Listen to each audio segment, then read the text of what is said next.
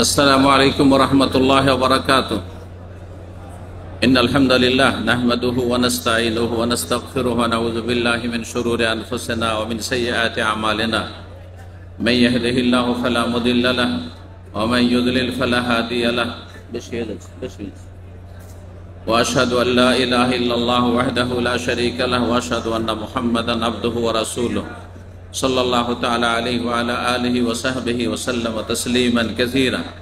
أما بعد, সম্মানিত ভাতৃমণ্ডলী, আল্লাহ রাব্বুল আলামিনের প্রশংসা এবং প্রিয় নবী সাল্লাল্লাহু আলাইহি সাল্লামের উপর সালাত ও সালামের পর আজ মঙ্গলবার চৌথা রমজান 1446 হিজরি মোতাবেক 4 মার্চ 2025 আমাদের ইসলামিক কালচারাল সেন্টার দাম্মামের এই বিশাল ইফতার ক্যাম্প এবং ইফতার আয়োজনে ইফতারের পূর্ব মুহূর্তে আমরা কিছু দিনের কথা আলোচনা করব। আর বিশেষ করে রমজানের প্রথম দিকে রোজা রমজান আর রমজান মাসের সাথে সম্পর্কিত ইবাদত বন্দেগী নিয়ে আলোচনা করব। আর তারপরে ইনশাআল্লাহ তাআলা আমরা কিছু আকীদা বিষয়, তাওহীদের বিষয়, সুন্নাতের বিষয় আর অন্য ফরজ যেসব গুরুত্বপূর্ণ আমল ইবাদত বন্দেগী সেসব নিয়ে ইনশাআল্লাহ তাআলা আপনাদের সামনে বিষয়ভিত্তিক আলোচনা রাখব। আজকে আমরা আলোচনা করব রোজার ফজিলত সম্পর্কে, রোজা আর ফজিলত সম্পর্কে।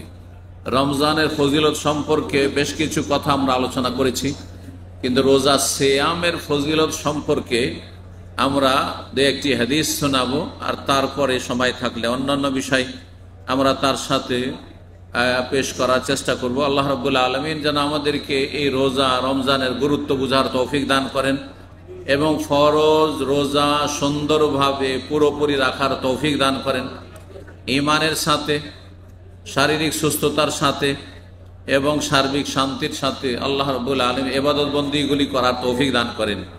সিয়ামের সাথে আল্লাহ কিয়াম তারাবি সুন্দরভাবে আদায় করার তৌফিক দান করেন। রমজান মাস হচ্ছে কোরআনে কারীমের মাস, কোরআনে কারীমের তেলাওয়াতের বেশি বেশি তৌফিক দান করেন। যারা কোরআনে কারীম পড়তে জানেন না তাদেরকে কোরআন শেখার তৌফিক দান করেন। কোরআন যারা পড়তে পারেন কিন্তু অর্থ বোঝেন না তাদেরকে আল্লাহ অর্থ বোঝার তৌফিক দান করেন। কারণ কোরআনের অর্থ না বুঝলে আল্লাহ আপনাকে আমাকে কি সম্বোধন করেছেন, কি হুকুম করেছেন, কি বারণ করেছেন, কি করে জানবেন আপনি? শুধু পরের মাধ্যমে, পরের জিভা দিয়ে তো স্বাদ চাখা হয়নি। খাওয়া দাওয়ার ক্ষেত্রে পরের জিভাতে স্বাদে ও যদি বলে যে ঝাল তো ঝাল আপনার কাছে, ও যদি বলে যে না লবণ কম তো কম, লবণ বেশি তো বেশি, এটা তো দুনিয়ার ক্ষেত্রে করেন না। কিন্তু ধর্মের ক্ষেত্রে, ঈমান ইসলামের ক্ষেত্রে, আখিরাতের ক্ষেত্রে, জাহান্নাম জান্নাতের বিষয়, যেখানে জাহান্নাম থেকে বাঁচতে হবে, জান্নাতে যেতে হবে, এই বিষয়ের ক্ষেত্রে সব পরের স্বাদের ওপর আপনি নির্ভরশীল। হুজুররা কোরআন আমাদেরকে শিখান, কোরআনের কথা বলেন, কোরআনের আলোচনা করেন, ওই তাফসীর করেন, দ্বীনের কথা বলেন। আপনাকে নিজে বুঝতে হবে না, আপনার নিজে বুঝা ফরজ কাজ, এটাকে গরজ করতে হবে। দুনিয়ার গরজে ভাঙা আরবি শিখে গেছেন, সৌদি আরবে সে মালিককে বুঝাইতে হবে, আর ফোরম্যান সুপারভাইজার কথা বুঝতে হবে, বুঝাইতে হবে, আর কাজ নিতে হবে, কাজ দিতে হবে, আর পয়সা বেতন নিতে হবে। যার ফলে ভাঙ্গা আরবি দিয়ে বুঝিয়েও নিচ্ছেন, বুঝাও নিচ্ছেন। যে আরবিতে কোনো অস্তিত্ব নেই। হ্যাঁ, গ্রামারের উর্দে কোনো গ্রামার লাগে না, কিচ্ছু লাগে না, শুধু শব্দ বাস, ফি মাফি করে নিজেও বুঝে যাচ্ছেন আর অন্যকে বুঝিয়ে দিচ্ছেন। কারণ এটা দুনিয়ার স্বার্থ, দুনিয়ার গরজ। আখিরাতের স্বার্থে কি করছেন আপনি? পরকালের স্বার্থে কি করছেন আপনি? জান্নাত যাওয়ার জন্য আপনার কি কর্মসূচি আছে? কিছু আছে? জাহান্নাম থেকে বাঁচার জন্য কিছু কার্যক্রম আছে আপনার? কোনো আপনার প্ল্যানিং আছে? কিছুই নেই আপনার জীবনে, ব্যাস দেখা দেখি। এভাবে চলবে না। আল্লাহ রাব্বুল যেন সঠিক বুঝ দান করেন এবং প্র্যাকটিসিং মুসলিম হওয়ার তৌফিক দান করেন।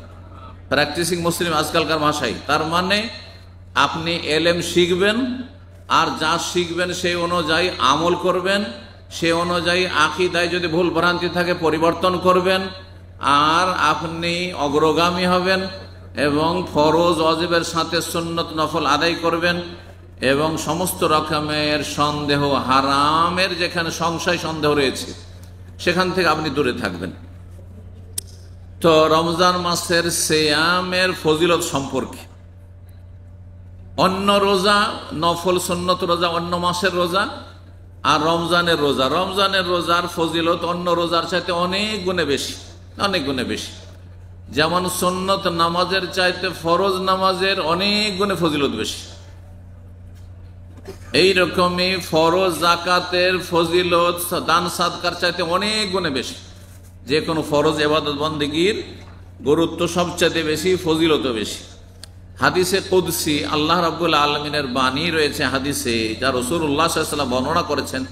তা দিয়ে শুরু করি। আবু হুরায়রা রাদিয়াল্লাহু তাআলা আনহু বলছেন, কালা রাসূলুল্লাহ সাল্লাল্লাহু আলাইহি ওয়াসাল্লাম, রাসূলুল্লাহ বলেন, কালা আল্লাহু আযজা ওয়া জাল, মহান আল্লাহ ইরশাদ করেন, কুল্লু আমালে ইবনে আদম লাহু, আদম সন্তানের সমস্ত আমল তার জন্য। তার জন্য মানে তার তাতে কিছু একটা অংশ আছে, হ্যাঁ, তাতে কিছুটা তার ভাগ আছে, তাতে দুনিয়াদারি এসে যাওয়ার সম্ভাবনা রয়েছে। লোক দেখানো, লোককে শোনানোর দিকগুলি সেখানে ফুটে উঠে, হতে পারে অধিকাংশ লোক তাতে আংশিকভাবে ও পুরোপুরিভাবে লিপ্ত হয়ে যায়, যার ফলে আমলকে নষ্ট করে ফেলে বা আমলের নেকিকে কমিয়ে ফেলে লোক দেখানো যখন কিছু নিয়ত হয়ে যায়। ইল্লা সিয়াম, তবে সিয়াম রোজা একেবারে ব্যতিক্রম। রোজা মানুষকে দেখানো যায় না। আল্লাহ বলছেন স্বয়ং যে সমস্ত আমলে বান্দার একটা অংশ আছে। নামাজ পড়েন, আপনাকে কেউ না কেউ দেখছে, অবশ্যই দেখবে। আপনার স্ত্রী, আপনার ছেলে মেয়ে, আপনার আত্মীয় স্বজন, আপনার বাড়ির লোকেরা, আপনার আশেপাশের লোকেরা, আপনার মহল্লার লোকেরা, যে মসজিদে আপনি নামাজ পড়েন সেই মসজিদের মুসল্লিরা, যে বিল্ডিংয়ে থাকেন সেই বিল্ডিংয়ের লোকেরা জানে যে আপনি নামাজি, নামাজে যান। তার নামাজ পড়লে দেখতে পাবে, দান সাদকা করলে দেখতে পাবে, জাকাত দিলেও মানুষ জানতে পারবে, হজ উমরা করলেও জানতে পারবে। কিন্তু রোজা, রোজা জানাবার বিষয় নাই। এই জন্য রোজা একমাত্র তার দ্বারাই সম্ভব, আর সেই রাখে যেই ব্যক্তির অন্তরে আল্লাহর ভয় আছে, লাআল্লাকুম তাত্তাকুন, অন্তরে ভয় আছে। না হইলে দুনিয়াকে, হ্যাঁ, আমি বুঝিয়ে দিলাম যে আমি সারাদিন আপনাদের সামনে খাইনি, দাইনি, পানাহার করিনি, মানে আপনাদের মতো আমিও রোজা আছি। কিন্তু এইদিকে গোপনে, নির্জনে, ঘরের ভিতরে হোক আর বাথরুমে হোক আর পানিতে ডুব দিয়ে হোক না কেন, যে কোনো জায়গায় আপনি পানি খেয়ে নিন, দুনিয়ার কেউ জানতে পারবেন আল্লাহ ছাড়া। আল্লাহ ছাড়া কারো ক্ষমতা নেই রোজা সম্পর্কে জানার। আপনার রোজা আছেন না আছেন কারো ক্ষমতা নেই জানার। আমি রোজা আছি না আছি আল্লাহ ছাড়া কেউ জানেন না। আল্লাহ রাব্বুল আলামিন স্বয়ং এই কথা বলছেন হাদিসে কুদসি। সুতরাং যখন রোজা একমাত্র আল্লাহর জন্যই রাখা হয়, ফাইন্নাহু লি ওয়া আনা আজজি বিহি, সেটা আমার উদ্দেশ্যেই রাখা হয়, ইখলাসের সাথে, নিষ্ঠার সাথে। সুতরাং আমি স্বয়ং তার বদলা দেব, প্রতিদান দেব। আল্লাহ নিজ হাতে রোজার নেকি সওয়াব পুরস্কার দেবেন। এ হচ্ছে রাসূলুল্লাহ সাল্লাল্লাহু আলাইহি ওয়াসাল্লাম হাদিস, যা আল্লাহ রাব্বুল আলামিন থেকে তিনি বর্ণনা করেছেন, মহান আল্লাহর বাণী। অন্য আরেকটা অংশ রয়েছে যে প্রত্যেক আমলের নেকি ফেরেশতাকে লিখার জন্য বলা হয়েছে। এক নেকি কি হয়, এলা আশারাত আমসালিহা, 10 গুণ হয়ে যায়। কত হয়? একটা নেকি করলে 10 হয়। 1 টাকা সাদকা করলে, 1 টাকা জাকাত দিলে, একটা হজ করলে 10 গুণ হয়, একটা উমরা করলে 10 গুণ হয় কমপক্ষে। এলা সাবে মেয়াতে দেফিন, সেটা বাড়তে বাড়তে কারো জন্য 100 হইলো, 200 হইলো, 300, 400, 500, 600। এলা সাবে ম্যাক্সিমাম সেটা সর্ব ঊর্ধ্বে 700 পর্যন্ত হয়ে যায়। তাহলে একটা নেকি, 1 রাকাতের নামাজের নেকি 700 পর্যন্ত পৌঁছিতে পারে। নবী সাল্লাল্লাহু আলাইহি ওয়াসাল্লাম এই হাদিস, এবং হাদিসে কুদসি আল্লাহ বলছেন, ইল্লা সিয়াম, তবে রোজা, ফাইন্নাহু লি ওয়া আনা আজজি বিহি, আল্লাহ বলছেন যে রোজা একমাত্র আমার সন্তুষ্টির জন্য, আমার ভয়ে, আমার কাছে কিছু পাওয়ার জন্য, মহাপুরস্কার নেওয়ার জন্য, জান্নাত যাওয়ার জন্য, জাহান্নাম থেকে বাঁচার জন্য রোজা রাখে। সুতরাং আমি তার বদলা দেব। এ হচ্ছে রাসূলুল্লাহ সাল্লাল্লাহু আলাইহি ওয়াসাল্লামের হাদিস। আল্লাহ বলছেন এই হাদিস কুদসিতে, ইয়াদা ও শাহওয়াতাহু ওয়া তুআমুহু মিন আজালি, একজন রোজাদার ব্যক্তি তার কাম বাসনা, তার যৌনাচার, স্ত্রীর সাথেই আছে, একই সাথে থাকছে, কিন্তু সেই ব্যক্তি সারাদিন যৌনাচার থেকে বিরত থাকছে, ওয়াতামাহু ওয়া শারাবাহু, পানাহার থেকে বিরত থাকছে। কার জন্য? মিন আজারি, আল্লাহ বলছেন শুধু আমার জন্য, কারোর জন্য নাই, আমার জন্য। না নির্জনে স্বামী স্ত্রী কি করছেন কে জানবে? ছেলে মেয়েও জানতে পারবে না, এমনি ঘরে আছে। কিন্তু আপনি যৌনাচার করছেন না, যা হারাম, যাতে রোজা ভঙ্গ হবে, কাবিরা গুনাহ করবেন, আপনি দুনিয়া আখিরাত ধ্বংস করবেন। পানাহার করছেন না, এক ঢোক পানি পান করছেন না, ভিতর শুকিয়ে আসছে, তারপরও চাইছেন যে রোজাটা কমপ্লিট করিয়ে নি, আমি পারবো, আমি মরবো না। সুবহানাল্লাহ। এইভাবে অনেকেই কষ্ট করে রোজা রাখছে। যারা ভুক্তভোগী নয় আমরা বুঝতে পারবো না, কারণ ঠান্ডায় থাকছি, ঠান্ডা মৌসুমে থাকছি, ঠান্ডা জায়গায় থাকছি, কিন্তু যারা রোদরে সারাদিন কাজ করছে, মেহনতের কাজ করছে, তাদের অবস্থা দেখেন যে তারা অনেকেই এত তাদের ঈমান মজবুত যে ইচ্ছা করলে রোজা ছেড়ে দিতে পারে, আল্লাহ ছাড়া কেউ তাদের ধরতে পারবে না। তারপরও কষ্ট করে একেবারে কঠিন অবস্থা হয়ে যাচ্ছে, তারপর রোজা ছাড়ছে না। এরকম দু একজন ভাই আমার সামনে এসে বলছেন যে সাহেব, আজকে ভিতরটা এমন ভাবে শুকিয়ে আসছে যে সবই মনে হচ্ছে শুকিয়ে গেছে, একেবারে শেষ অবস্থা, তারপরেও রোজা ছাড়ছেন না। কার জন্য? আল্লাহর জন্য। সুতরাং স্বয়ং আল্লাহ তার বদলা দেবেন। রাসূলুল্লাহ সাল্লাল্লাহু আলাইহি সাল্লাম আরো এই হাদিসটিতে বলছেন, ওয়াসিয়ামু জান্নাতুন, রোজা হচ্ছে ঢালের মতো, বর্মের মতো। ঢাল কি করে? যখন ঘোড়ার পিঠে যুদ্ধ ছিল, উটের পিঠে যুদ্ধ ছিল, তখন এক হাতে তরবারি আর এক হাতে ঢাল ধরে থাকতো, যে শত্রু যখন আঘাত করবে তখন ঢাল দিয়ে প্রতিহত করবো বা নিজেকে আত্মরক্ষা করবো, নিজেকে রক্ষা করব। তো এই রোজা হচ্ছে ঢালের মতো, ঢাল দিয়ে যেমন যোদ্ধা, একজন মুজাহিদ আল্লাহ রাস্তার, নিজেকে দুশমন থেকে রক্ষা করে, নিজের প্রাণকে রক্ষা করে, নিজের ওপর আক্রমণকে প্রতিহত করে, আক্রমণ থেকে নিজেকে রক্ষা করে, ঠিক তেমনি রোজাদার রোজা রাখলে সেই ব্যক্তি শয়তানের সাথে লড়াই করে শয়তান থেকে প্রতিরক্ষার ব্যবস্থা করে, ডিফেন্সের ব্যবস্থা করে। শয়তান তাকে বিভ্রান্ত করতে পারবে না যদি সত্যিকার ইখলাসের সাথে রোজা রাখে। আর একটি অর্থ হচ্ছে যে রোজা ঢালের মতো, সুতরাং যেমন ঢাল যেমন যোদ্ধাকে রক্ষা করে, তেমনি রোজা মানুষকে গোনা থেকে বাঁচার জন্য প্রশিক্ষণ দিয়ে থাকে। সারাদিন ধরে আপনি এত সুন্দর সুন্দর খাবার, এত সুন্দর সুন্দর পানি এবং পানীয় জুস ইত্যাদি, চা কফি, কত রকমের আপনার অভাব নাই ঘরে, তারপরেও কিছুই খাচ্ছেন না, এক ফোঁটাও খাচ্ছেন না, একটা দানাও খাচ্ছেন না। আপনি কিসের জন্য?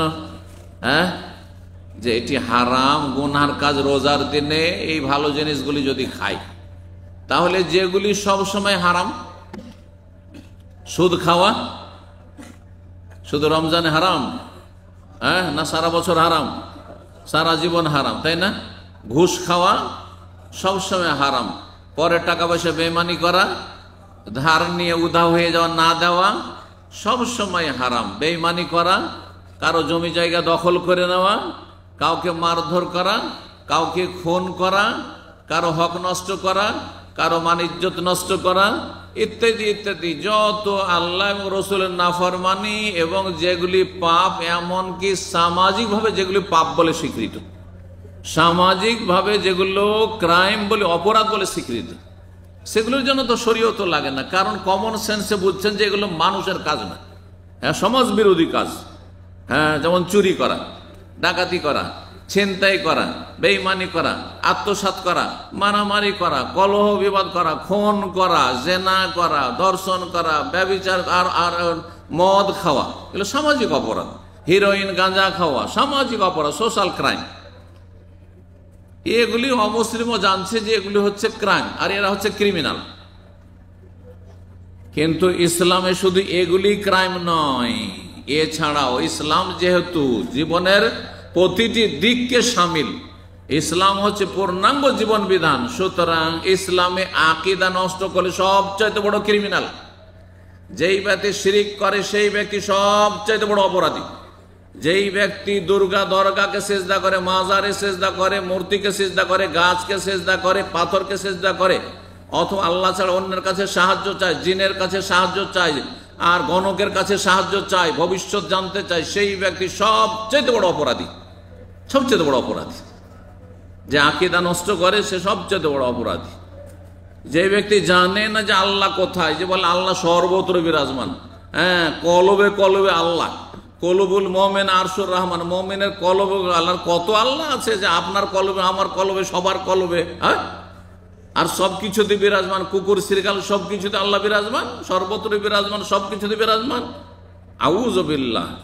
তাহলে এই ব্যক্তি আকীদার মূর্খ, যে আকীদার মৌলিক বিষয়টি জানে না, ইসলামের মৌলিক বিষয় জানে না, যার ধারণা আল্লাহ সর্বত্র বিরাজমান মানে হিন্দুদের ধর্ম। কারণ হিন্দুরা সবকিছুরই পূজা করে, কারণ তাদের ব্রহ্মা তাদের ধারণায় সবকিছুতে। সুতরাং পাথর পূজা করলেও ব্রহ্মার পূজা হয়, আর গাছের পূজা করলেও ব্রহ্মার পূজা হয়, আর আপনার ওই লিঙ্গ পূজা করলেও ব্রহ্মার পূজা হয়, আর ও গাভী গরুর পূজা করলেও ব্রহ্মার পূজা করা হয়। সুতরাং সবকিছুর পূজা করে, সবকিছু তাদের কাছে পূজনীয়। বাপও তাদের কাছে পূজনীয়, মাও তাদের কাছে পূজনীয়, আমাদের কাছে পূজনীয় না। হ্যাঁ, তাদের আনুগত্য করা ফরজ, কিন্তু তারা তাদের ইবাদত চলবে না। একমাত্র ইবাদত কার জন্য? আল্লাহর। এই কথা জানলো না, যে আল্লাহ কোথায় জানলো না, আল্লাহ রাব্বুল আলামিন সম্পর্কে সঠিক ধারণা রাখলো না, সে সবচেয়ে বড় অপরাধী। যে রসুল সম্পর্কে সহি কথা জানলো না, রসুল সম্পর্কে ভ্রান্ত কথা জানে, সে সবচেয়ে বড় অপরাধী। কিন্তু সেটি সামাজিক অপরাধ নয়, কারণ অমুসলিমদের কাছে তো ইসলামের কোনো জ্ঞান নেই, আল্লাহর বিধানের কোনো জ্ঞান নেই, আসমানি সিলেবাসের কোনো জ্ঞান নেই, যার ফলে সেগুলিকে সামাজিক অপরাধ বলেনি তারা। না হলে এগুলি সবচেয়ে বড় অপরাধ। যেই ব্যক্তি রসুলের হক নষ্ট করলো, সে আমার হক যে নষ্ট করে তার চেয়ে বড় অপরাধী। হ্যাঁ, সে তার চেয়ে বড় অপরাধী। কারণ রাসূলুল্লাহ সাল্লাল্লাহু আলাইহি ওয়াসাল্লাম বিশ্বের সমস্ত মানুষের জন্য হিতাকাঙ্ক্ষী। আপনার আমার বাবা মায়ের চাইতে বেশি আমার জন্য, আপনার জন্য হিতাকাঙ্ক্ষী রাহমাতুল লিল আলামিন। তিনি রহমত। আপনার বাবা মা, আমার বাবা মা রহমত, এ কথার সার্টিফিকেট আল্লাহ দেননি, কিন্তু রাসূলুল্লাহ বিশ্ব জাহানের জন্য রহমত, এই সার্টিফিকেট আল্লাহ দিয়েছেন। ওমা আরসালনাকা ইল্লা রাহমাতাল লিল আলামিন।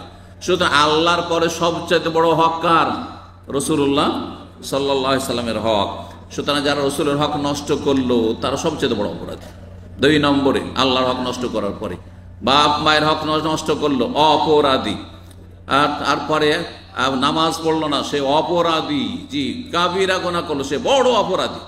কিন্তু সমাজে বেনামাজি কোনো অপরাধী নয়। সুতরাং বেনামাজিকে মেয়ে তুলে দিয়ে দিচ্ছেন, বেনামাজির সাথে বোনের বিয়ে দিয়ে দিচ্ছেন, আর বেনামাজির সাথে আপনার আন্তরিকতা, অন্তরের বন্ধু, অন্তরঙ্গ বন্ধু আপনার হয়ে যাচ্ছে, যেগুলি হারাম। একজন খুনি, একজন জেনাকারী, একজন আপনার গাঁজাখোর, একজন হিরোইনখোর, একজন সুদখোর, ঘুষখোর যেমন অপরাধী, তার চাইতে কম অপরাধী নয় একজন বেনামাজি, একজন বেরোজাদার। এগুলো আমাদেরকে অবশ্যই জানতে হবে, যাতে করে আমরা জানি যে কারা অপরাধী। সীমিত 2-4টা কাজ করলে অপরাধী হয়ে যায়, আর বাকি হাজার হাজার গুনায় লিপ্ত রয়েছে, আর তাদেরকে আপনার ভালো মানুষ মনে করছেন, আর তারা মনে করছেন যে দেশের তারা কল্যাণ করবে, তারা নেতৃত্ব আসলে, তারা ক্ষমতা আসলে তারা আমাদের হিতাকাঙ্ক্ষী হবে, এরা আমাদের ভবিষ্যৎ না। কোনোদিন এরা ভবিষ্যৎ নাই। যারা আল্লাহর হক নষ্ট করেছে, রসুলের হক নষ্ট করেছে, যারা ইসলাম সম্পর্কে কোনো জ্ঞান রাখে না, যারা মনে করে ইসলাম মানে মৌলবাদ, আর ইসলামপন্থী মানে মৌলবাদী, ইসলাম চর্চা করলে মৌলবাদী হয়ে যায়, আর যদি ইসলামের দণ্ডবিধান সেগুলি তাদের কাছে মধ্যযুগীয় আপনার কি বলা হচ্ছে, শাস্তি বলা হয়, আর এরা আসলে ইসলামের কিছুই জানে না। এদেরকে নেতৃত্ব পাঠিয়ে, এদেরকে ওপরে পাঠিয়ে কি আশা করতে পারেন দেশের জন্য, জাতির জন্য, আর আপনার জন্য, আমার জন্য? কারোর জন্য কল্যাণ নেই এদের মধ্যে। আল্লাহ তাদের অনিষ্ট থেকে আল্লাহ মুসলিম সমাজকে রক্ষা করুন, মুসলিম দেশকে রক্ষা করুন, এবং ভালো মানুষদেরকে আল্লাহ রাব্বুল সব সময় যেন শক্তিশালী করেন, এবং ভালো মানুষ দিয়ে আল্লাহ যেন দিনের খেদমত নেন। অসৎ লোকদেরকে আল্লাহ সৎ জীবনযাপনের মন মানসিকতা দান করেন, হেদায়েত নসিব করেন, তাদের কল্যাণ দান করেন, তাদের অনিষ্ট থেকে আল্লাহ রক্ষা করেন। বলছিলাম রমজান মাস সম্পর্কে। রমজান মাসের রোজা হচ্ছে ঢাল স্বরূপ, মানুষকে গুনাহ থেকে বাঁচাবে। যখন রোজা রাখবেন তখন ট্রেনিং হয়ে যাবে যে সবগুলি গুনাহ থেকে কেমন করে বাঁচবো। রোজার দিনে যেমন সারাদিন কিছু খেলাম না, পান করলাম না, যৌনাচার করলাম না, আর অশ্লীল কথা বললাম না, নোংরা ছবি দেখলাম না, আরে রোজা খারাপ হয়ে যাবে সেই জন্য আমি নোংরা ছবি দেখি না, না হলে আপনার ফিল্ম দেখা হয়তো অভ্যাস আছে, এই আমি তোর সাথে ঝগড়া করবো না, ঝামেলা বাঁধাবো না, কারণ আমি রোজা আছি। এই ট্রেনিংটা সারা বছর রাখতে হবে। সমস্ত গুনাহ থেকে বাঁচার মতো আপনার মধ্যে ক্ষমতা, এনার্জি তৈরি করতে হবে, ইমানি এনার্জি। আল্লাহ যেন তৌফিক দান করেন। বলছেন রাসূলুল্লাহ সাল্লাল্লাহু আলাইহি ওয়াসাল্লাম, ফাইজা কানা ইয়াউমু সাওমি আহাদিকুম, সুতরাং তোমাদের রোজার দিন যখন হবে, এই যে রোজার দিনে আছেন, কি করতে হবে? ফালা ইয়ারফুস, যৌনাচার করিও না বা যৌন সম্পর্কীয় আলাপ আলোচনা করিও না। বেগানা মহিলার সাথে মোটেই না, একেবারে না। সুতরাং যারা কোনো বেগানা মহিলার সাথে আপনি বিবাহ বন্ধন ছাড়া তাদের সাথে আপনি প্রেম আলাপ করছেন, টেলিফোন করছেন, আমোদ ফুর্তি করছেন, টাইম পাস করছেন, এইসব করছেন, তারা নোংরা চরিত্রের মানুষ। তারা নিজের ভবিষ্যৎকে নষ্ট করছে, নিজের পরিবারের ভবিষ্যৎকে নষ্ট করছে, এবং নিজের আগামী প্রজন্ম যে ছেলে মেয়ে হবে আশা রাখে তাদের ভবিষ্যৎকে নষ্ট করছে। আল্লাহ তাদের সঠিক বুঝদান করুন। এবং রমজান মাসে স্ত্রীর সাথেও বেশি বাড়াবাড়ি করে যৌন সম্পর্কে আলোচনা করবেন না। কারণ এর আগে বলেছি রোজা ভঙ্গের কারণ একটি হচ্ছে ইচ্ছা করে বীর্যপাত করা, বেশি আমোদ ফুর্তি করতে গিয়ে আর বেশি আপনার যৌন সম্পর্কীয় কথাবার্তা বলতে গিয়ে হতে পারে টেলিফোনে কথা বলতে বলতে বীর্যপাত হয়ে গেল, হতে পারে মজির পরে মজি দিয়ে শুরু হলো আর তারপরে মনে বীর্যপাত হয়ে গেল, আপনার রোজাকে নষ্ট করে ফেললেন। সুতরাং নবী সাল্লাল্লাহু আলাইহি ওয়াসাল্লাম বলছেন যে যৌন সম্পর্কে কোনো আলাপ আলোচনা বেশি করবে না স্ত্রী হলেও। ওয়ালা ইয়াসখাব, এবং হট্টগোল করবে না, হইচই করবেন না। রোজা অবস্থায় হইচই করে কথা বলা, চিৎকার করে কথা বলা, ওই যে হাট বাজারে যেমন কথা হয় ওই রকম কথা বলা না। আর কাউকে গালমন্দ করবে না।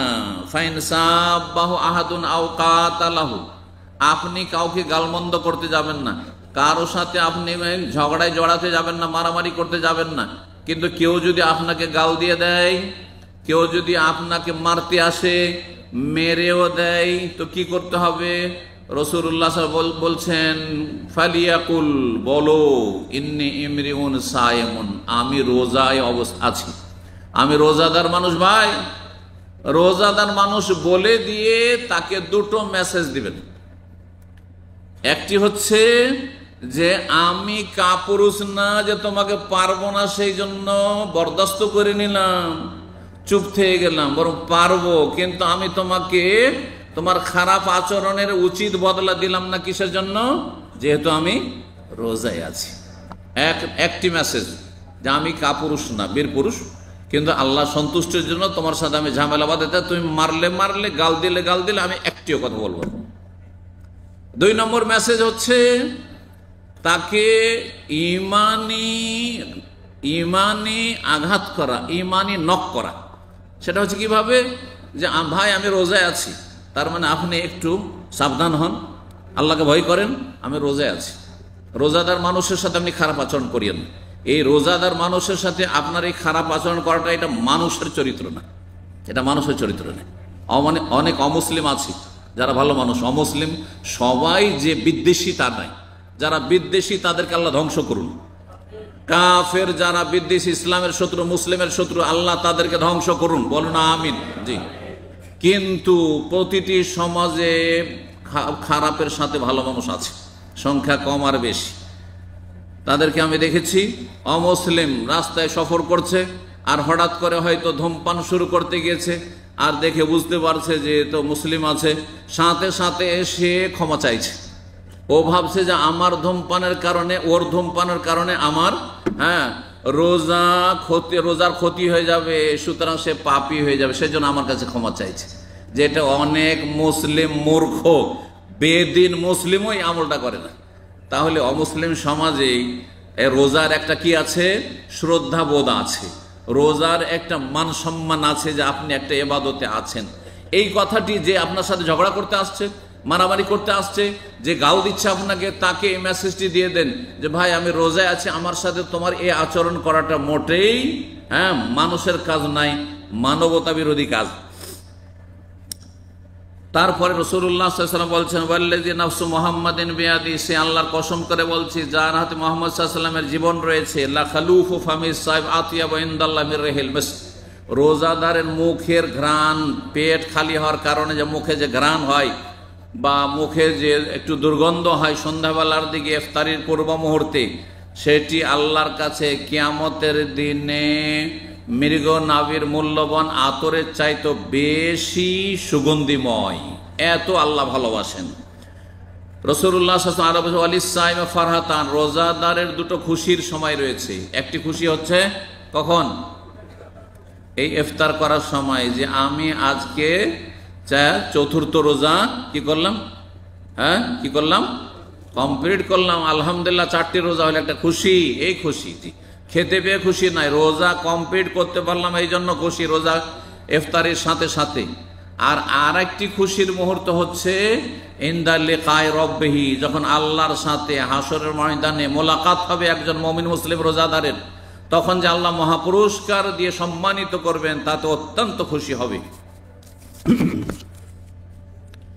নবী সাল্লাল্লাহু আলাইহি সাল্লাম আরো বলেছেন রোজাদার সম্পর্কে, যে রোজাদারের জন্য স্পেশাল একটি দরজা রয়েছে জান্নাতের।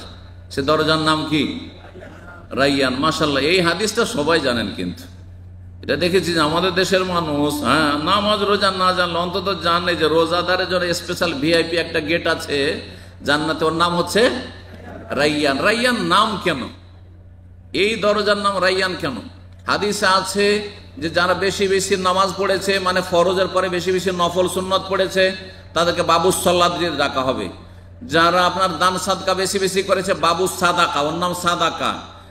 যারা জিহাদ করেছে তাদেরকে বাবুল জিহাদ দিয়ে ডাকা হবে। এইভাবে বিভিন্ন এক একটি দরজা, 8টি দরজার আলাদা আলাদা নাম। কিন্তু রোজা যে বেশি বেশি রেখেছে, ফরজ রোজার সাথে নফল রোজা যে বেশি বেশি রেখেছে, আর ফরজে কোনোদিনই ঘাটতি করেনি, তাকে ডাকা হবে বাবু সিয়াম। বলেননি, কি বলেছেন? বাবুর রাইয়ান। এই জন্য বলেছেন রাইয়ুন মানে হচ্ছে পানি পান করার পরে যেটা বলা হচ্ছে সিক্ত হওয়া। জি হ্যাঁ, সিক্ত হওয়া। শরীর শুকিয়ে এসেছে সারাদিন রোজা রেখে, আর তারপরে যে শরীরটা সিক্ত হচ্ছে, আর আপনি পানি খাওয়ার পরে যে একটু তৃপ্তি পাচ্ছেন, যে আমার শরীরটা এখন আরাম পেয়েছে, এখান থেকেই নামকরণ হয়েছে এই দরজার, জান্নাতের বাবুর রাইয়ান। স্পেশাল গেট দিয়ে আল্লাহ রাব্বুল আলামিন যারা রোজাদার তাদেরকে জান্নাতে নিয়ে যাওয়ার নির্দেশ দেবেন ফেরেশতা মালায়েকাকে। রোজা যারা রাখেন না তারা শুনেন ভালো করে। আরো দুঃখের বিষয় যে এক সময় দেখেছি, আল্লাহ না করে এই এখন ঠান্ডার মৌসুম আর ছোট দিন, মাত্র 13 ঘন্টা, এক সময় 17 ঘন্টা রোজা রেখেছিল। 17 ঘন্টায় দামামে রোজা রেখেছি। আর কি গরম এখানকার, আর কি হিউমিডিটি, আপনাদের তো জানা আছে যারা পুরাতন মানুষ, এখানে কি গরম আর কি একটা অশান্তি গরমে। তো সেই সময়গুলিতে বা গত বছরগুলিতে, এমনকি এই দিনও যারা বেদিন তারা এখনো রোজা ছাড়তে পারে, রোজা রাখে না, আর ইফতারিতে এসে ইফতার খায়। এইরকমও খবর আমাদের কাছে আছে। তাদের রুমমেটদের থেকে, তাদের বিল্ডিংয়ে যারা বসবাস করে, এক ভাই এসে বলছে এই কয়েক বছর আগে এইরকম ইফতার ক্যাম্পে এই জায়গায়, বলছেন যে শেখ আমার বিল্ডিংয়ে আমার ছাড়া কেউ রোজা রাখে না। ইন্না লিল্লাহ। আচ্ছা, তারপরে জানেন যে সবাই এখানে ইফতার করতে আসে। ইন্না লিল্লাহি ওয়া ইন্না ইলাইহি রাজিউন। মানে হারামের উপরে হারাম, অপরাধের ওপর অপরাধ, গুনাহের উপরে গুনাহ। চিন্তা করুন তো দেখি, এক তো রোজা রাখেন না, বড় কাবিরা গুনাহ, তারপর রোজাদারদের খাবার এখানে আপনি বিনা রোজায় আপনি হারাম খেতে আসতে পারেন। ভালো করে শোনেন, রোজা না রাখলে কি শাস্তি রয়েছে। জিবরাইল আলাইহিস সালাম একদিন রাসূলুল্লাহ সাল্লাল্লাহু আলাইহি ওয়াসাল্লামের কাছে আসলেন। নবী সাল্লাল্লাহু আলাইহি ওয়াসাল্লাম সেই সময় মেম্বারে চাপছিলেন। নবী সাল্লাল্লাহু আলাইহি ওয়াসাল্লাম মেম্বারের সিঁড়ি কয়টি ছিল? 3টি সিঁড়ি ছিল। প্রথম ধাপে চাপলেন, বলেন আমিন। দ্বিতীয় ধাপে চাপলেন, আবার বলে আমিন। তৃতীয় ধাপে চেপে বসলেন, তখন বলছে আমিন। ফাকালা আমিন আমিন আমিন। সাহাবীরা বুঝতে পারলেন রহস্য। আমিন মানে কি? আমিন মানে কবুল করো, আল্লাহ কবুল কর, ইস্তাজিব। আমিন মানে হচ্ছে আল্লাহ তুমি কবুল করো। তো সাহাবীরা জিজ্ঞেস করলেন না বুঝতে পেরে যে ইয়া রাসূলুল্লাহ ইন্নাকা সাইতাল মেম্বারা, এক্ষুনি আপনি মেম্বারে চাপলেন আর বলেন আমিন আমিন আমিন, কেন? তখন রাসূলুল্লাহ বললেন ইন্না জিবরিল আলাইহিস সালাম আতানি, আজকে জিবরাইল আলাইহিস সালাম এক্ষুনি আমার কাছে এসেছিলেন। আর আসার পরে বললেন যে 3 শ্রেণীর মানুষকে ধ্বংসের দোয়া দাও, আল্লাহর লানত অভিশাপের দোয়া দাও, আল্লাহর রহমত থেকে তারা বঞ্চিত, তাদের সর্বনাশ হোক, তারা ধ্বংস হোক, এই বদদোয়া দাও। আমি বদদোয়া দিচ্ছি জিবরাইল, আর তুমি মুহাম্মদ সাল্লাল্লাহু আলাইহি সাল্লাম আমিন বলো আমার দোয়ার উপর। এই কথা বললেন। তখন আমি এই 3টি গুনার ক্ষেত্রে আমিন আমিন আমিন বললাম যে যারা এই রকমের পাপী তাদেরকে তুমি ধ্বংস করো, তাদেরকে রহমত থেকে বঞ্চিত করো এবং তাদের সর্বনাশ হোক। জি, বললেন মান আদরাকা শাহরা রমজান, তার মধ্যে একজন অপরাধী, এক শ্রেণীর অপরাধী, যেই ব্যক্তি রমজান মাস পেল, ফালা ইউগফার লাহু, রমজান মাস এলো আর 1-2 করে গোটা রমজান মাস শেষ হয়ে চলে গেল, কিন্তু তার গুনাহ মাফ হলো না। গত বছরের গুনাহ, তার আগের বছরগুলির গুনাহ, সব গুনার বোঝা থেকেই গেল, গুনার ক্ষমা নিতে পারলো না। ফাদাখালান নারা, সুতরাং সেই ব্যক্তি জাহান্নামে যাক। ফাআবাদাহুল্লাহ, আল্লাহ তাকে তার রহমত থেকে দূর করে দিক। কুল আমিন, জিবরাইল বললেন হে নবী তুমি আমিন বলো। ফাকুলতু আমিন, নবী সাল্লাল্লাহু আলাইহি ওয়াসাল্লাম বললেন যে আমি তখন আমিন বললাম। শুনলেন বদদোয়াটি? যারা রোজা রাখে না এ রমজানের দিনে, অথচ এমন রোগী নয় যে রোজা রাখলে তার রোগ বেড়ে যাবে। শুনে রাখেন, কখন আপনার জন্য ছাড় আছে? রোজা রাখলে রোগ বেশি বেড়ে যাবে, সুগার লেভেল কমে গিয়ে মরে যাওয়ার ভয় আছে, এমন যদি হয়, অথবা যে কোনো অন্য কোনো রোগ আছে যাতে মরে যাওয়ার ভয় আছে, প্রাণনাশের ভয়, অথবা রোগ বৃদ্ধি হওয়ার ভয় রয়েছে, তাহলে রোজা ছাড়তে পারবেন।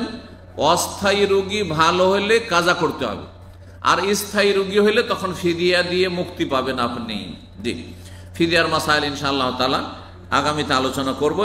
এক রোজার বদল একজন মিসকিনের খাবার দেবেন, সেটা পাক করে দেন, অথবা সহজ কথায় 1.5 কিলো করে চাউল, আধা সা 1.5 কিলো করে চাউল বা গম খাবার দিয়ে দেন। তার সাথে আরো কিছু যদি দেন আপনি, তরি তরকারির জন্য আমাদের দেশের মানুষরা যেহেতু ভাত খাওয়া অভ্যস্ত, তো সেটা আরো ভালো, বেশি দিলে কোনো দোষ নেই, কিন্তু সর্বনিম্ন 1.5 কেজি করে চাউল দিতে হবে। তাহলে 1 মাসের রোজা, যারা অত্যন্ত বেশি বৃদ্ধ হয়ে গেছেন, বার্ধক্যের কারণে রোজা রাখতে পারছেন না, অথবা অসুস্থতার কারণ, স্থায়ী অসুস্থতার কারণ রোজা রাখতে আর পারছেন না, আর ভালো হবেন না, ডাক্তার বলছে ভালো হবে না, আর গত রমজানও পারেননি, এইরকম যদি পরিস্থিতি হয় তাহলে কি করতে হবে? 30 রোজায় 30 ডেড়ে কত দিতে হবে?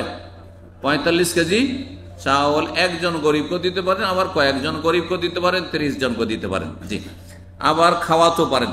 কিন্তু আমাদের সেটা ভুল ধারণা আছে, মনে করে যে রোজা রাখাচ্ছি বদলি রোজা। না না, বদলি রোজা হয় না, এই বদলি হজের মতো বদলি রোজা হয়নি।